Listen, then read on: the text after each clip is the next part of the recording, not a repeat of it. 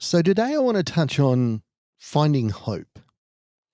I want to explain to you why I find hope to be such a complicated uh, thing. Because in my mind, it is complicated. It's not this thing that um, just go, hey, I've got some hope. Here's some hope. Let's do hope.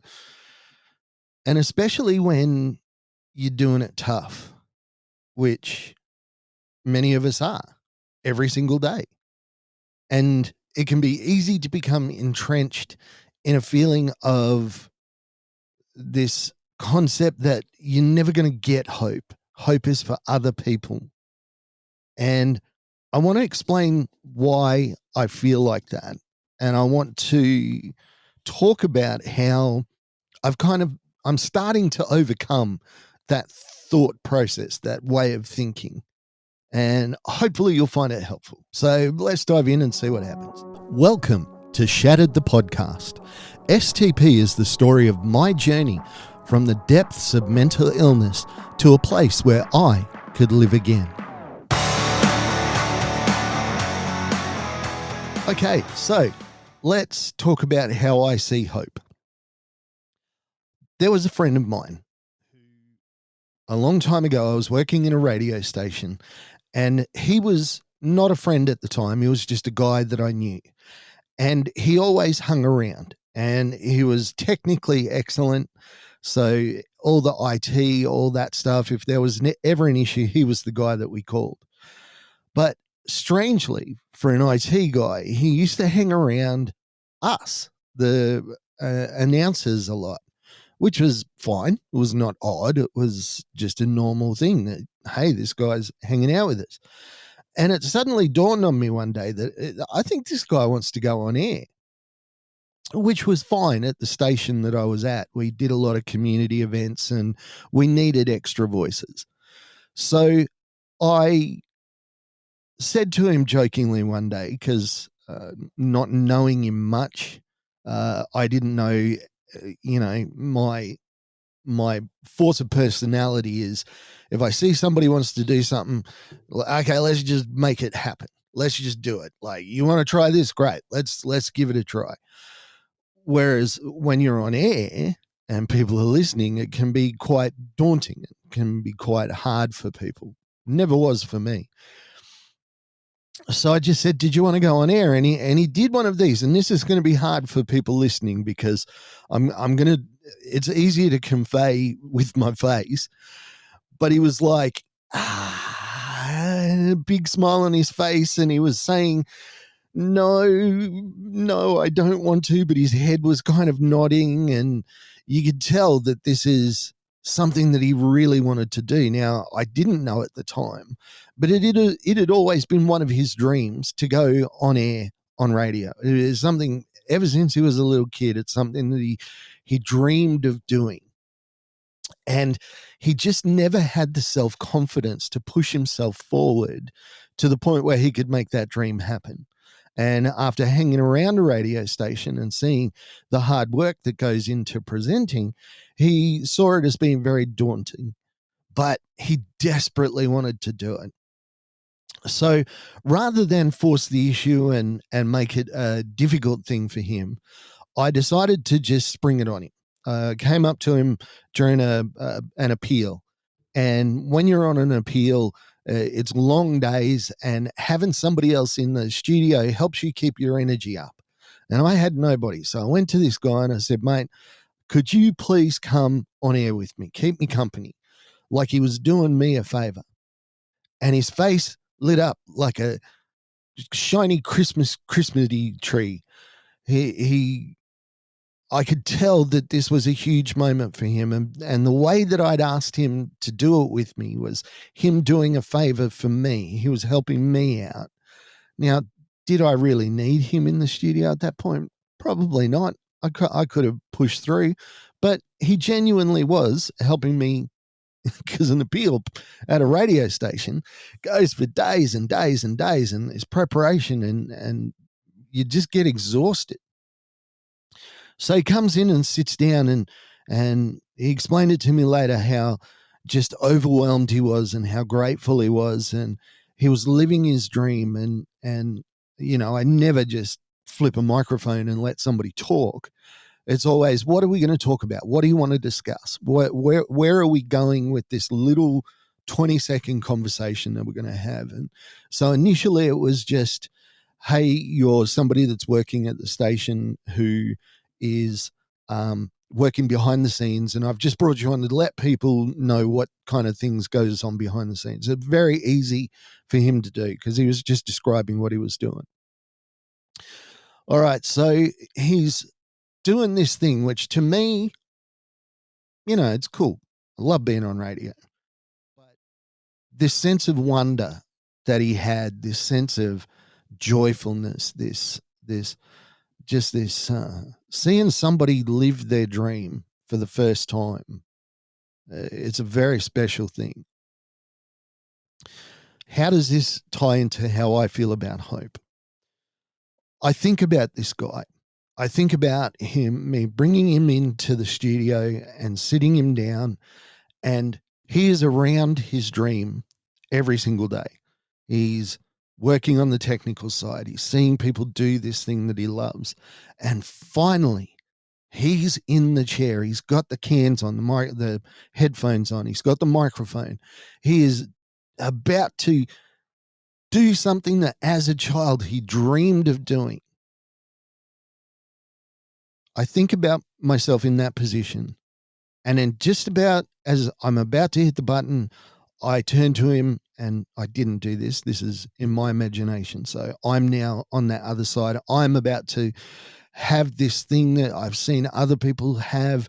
It's within my grasp. It seems like something that everybody should be able to have. And then just as I'm about to talk, he goes, "No, you're not going to do it."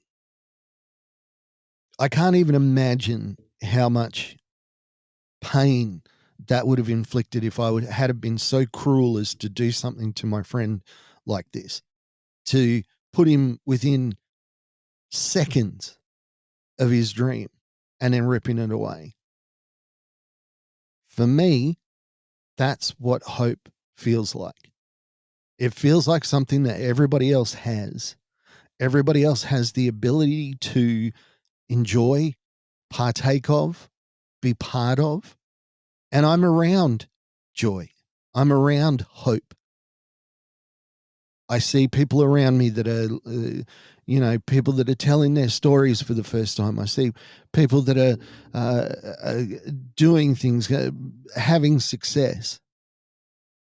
And I feel like that guy sitting down, just about to have that hope. And I feel like it just gets pulled away at the last second.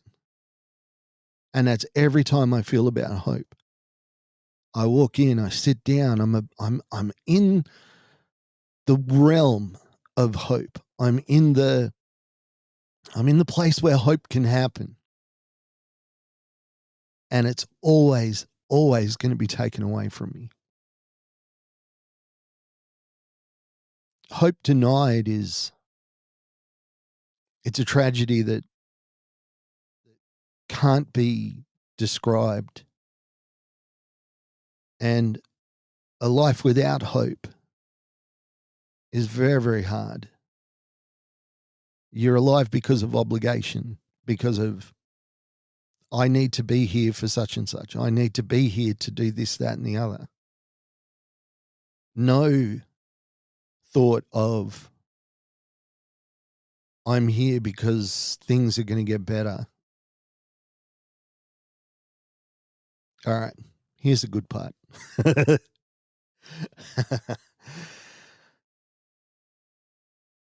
When you're in the middle of your mental illness, when you're doing everything that you need to do from day to day, you are doing the work, you are putting the effort in, you are taking your drugs, you're talking to people that you need to talk to, you're showing up, you're faking it till you make it. It's easy to forget how far you've come. It's easy to lose focus on how bad things were because you're so in the moment. You're dealing with the pain now. You're not dealing with yesterday's pain. You're not dealing with future pain. You're dealing with pain now. It's the ultimate mindfulness, having a mental illness, because there is no yesterday. There is no tomorrow. It's just now. It either all hurts so much that you can't do anything, or when you can do stuff, you're pretending that the mental illness stuff doesn't exist. I forgot how far I'd come. When something happens now, a couple of years ago would have completely derailed me for weeks, months. Now it might just be minutes. You know, I've learned to curb I have this rage inside me, this rage where, first off, I hate myself, but and I don't know where it comes from, but it's part of my complex PTSD, this hatred, this anger. It's a weird symptom for somebody with PTSD to have, but it's it's like I've got a monster just under the surface. And that monster is quiet a lot of the time now. Why is this the good stuff? For me, hope is not the Instagram hope. I looked up a woman who's got millions of followers, and it's her podcast, her Instagram feed is all about living with her supposed mental illness. And somehow she's always living in the tropics, um, or in Greece, or, some famous beach. She's always jumping for some reason. Um, like in the still pictures, she's always, and, mental illness, living my best life. Well, that just makes me mad, because that's not what hope looks like. That's somebody's idea of what hope should look like. For me, hope is the idea that I am getting better. Well, not better. I'm doing better. I'm dealing with my mental illness better. My symptoms aren't as powerful and crippling as they were. It's a weird place to find hope. And believe me, I have fought against this. At the organization I volunteer with, where we go into schools, they always talk about how our stories need to be filled with hope and positive uh, motivation to seek help early. Early help seeking and hope. They're the two things. And I could not tell them that the second one just did not apply to me. And they heard me talk about it a lot, and it broke some people's hearts. But it's the truth. But I'm finding that the truth is more nuanced than I thought it was. The truth is that I am moving in the right direction. And that hope is not that I'm going to live a perfect life, but my hope is that mental illness, while it's still going to be a part of me, isn't going to be all of me. It's going to get less and less. It's a weird place to find hope. But this idea that tomorrow is going to be better, I'm not going to be in the same kind of pain that I have been, that I was in, or that I'm in now. This, for me, I can't even tell you how. I know it doesn't sound like it, but it gives me joy to think about it. It gives me joy to actually be able to say those words, because I never thought that things would get better.